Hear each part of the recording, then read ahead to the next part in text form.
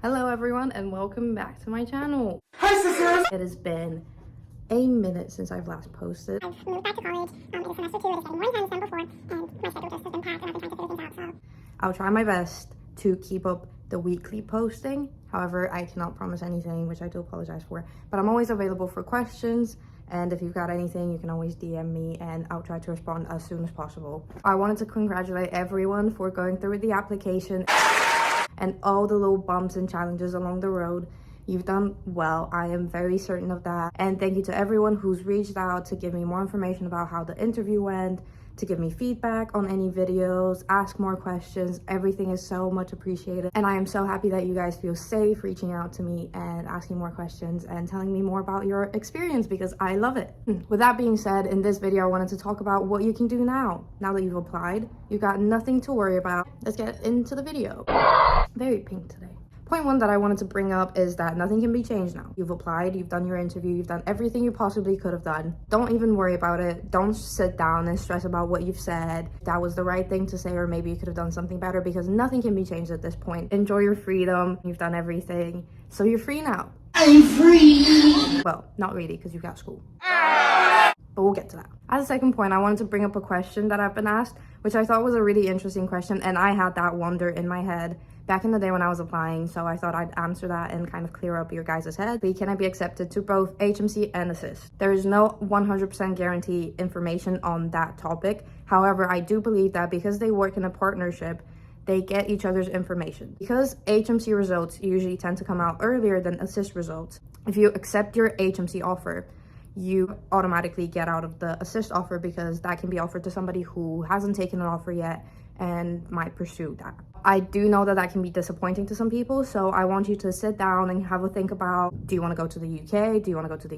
US? What are the different scholarships that you're going to be offered? Because you're going to know if you're on a full scholarship for HMC or if you're going to be on a partial scholarship. However, there's also the consideration, the full scholarship to ASSIST still has more investments to it than the full scholarship from HMC. If you got a partial scholarship from HMC, it is going to be approximately around that price range. And you really have to think about that. The different degrees that you're going to be offered, either A-levels or IB in the UK, something else in America, a different kind of education.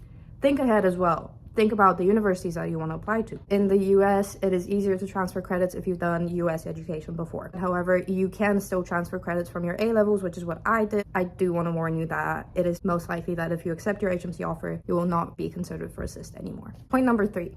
I know I said that you guys have freedom now and you should enjoy your time. It was all a lie, wasn't it? No.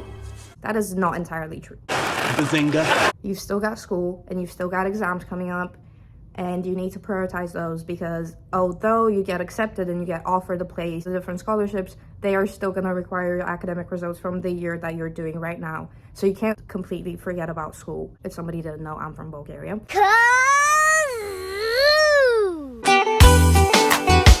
We've got state exams in year 10. I know that they don't count towards much, but they will count towards your application, because at the end of the day, they will ask you to submit those results. If you've really messed up on these, maybe it wouldn't make the best impression. It is not set in stone that you're going somewhere. So be wary of that and keep up your academics.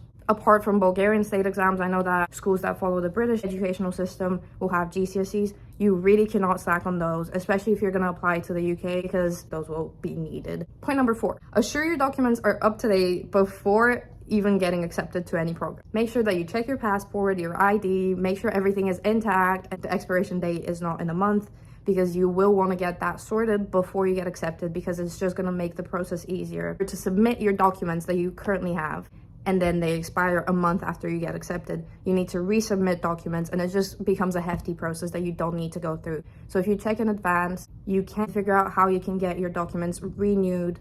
Point number 5.